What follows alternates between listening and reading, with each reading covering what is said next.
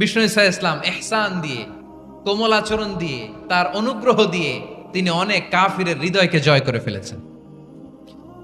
সাইয়েদনা সুমামা ইবনে উসাল রাদিয়াল্লাহু তাআলা আনহুর কথা মনে পড়ে যায়। তিনি ছিলেন ইয়ামামার বাদশা। মদিনাতে বিশ্বনবীকে হত্যা করার নিয়তে এসেছিলেন, গোপনে গোপনে বিশ্বনবীকে হত্যা করে আবার ইয়ামামাতে তিনি ফিরে যাবেন। কিন্তু কি অবাক করা কাণ্ড, হত্যা করতে পারে নাই, সাহাবাদের হাতে তিনি ধরা পড়ে গেলেন।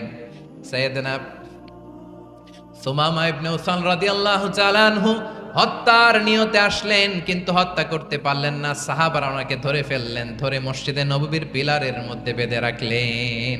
সুমামা ইবনে উসাল, সিরাত থেকে শুনেন, সিরাত থেকে শোনাচ্ছি।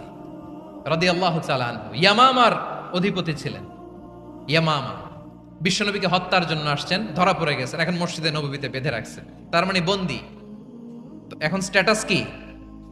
বন্দী, ক্যাপটিভ। বিষ্ণু ঈসা ইসলাম সাহাবাদেরকে বললেন, তার খোঁজ খবর নিও, সুমামা ইবনে উসালের খোঁজ খবর নিও।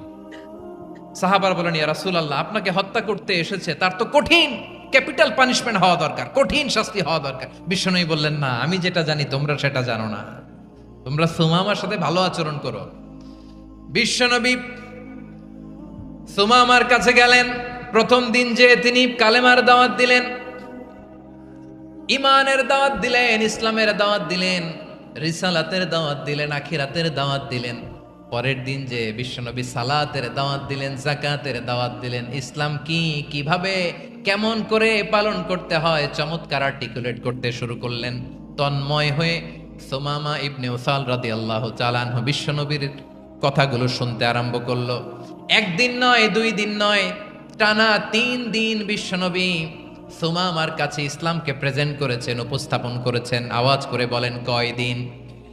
3 দিন। 3 দিন মসজিদে নববীতে বাধা।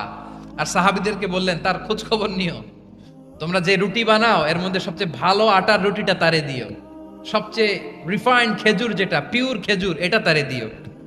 আর বিশ্বনবী নিজের উট থেকে দুধ দহন করে ওনার বাড়ির এক কর্মচারীকে বলেছেন, দুধ দহন করে সুমামার জন্য নিয়ে যেও।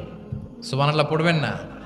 সবাই তো অবাক, ইয়ামামা থেকে আসছে নবীকে হত্যা করতে, বিশ্বনবী দেখে তারে জামাই আদর করে, তাকে মজার মজার খাবার দিও, দুধ দিও, আদর আপ্যায়ন করো। একদিন নয়, 2 দিন নয়, টানা 3 দিন বিশ্বনবী এভাবে সুমামার কাছে যেয়ে যে ইসলামকে প্রেজেন্ট করতে আরম্ভ করলেন, ইসলামকে উপস্থাপন করতে শুরু করলেন। আর তাকে চমৎকার এন্টারটেইনমেন্ট, আপ্যায়ন দিতে আরম্ভ করলেন। টানা 3 দিন যখন ইসলামের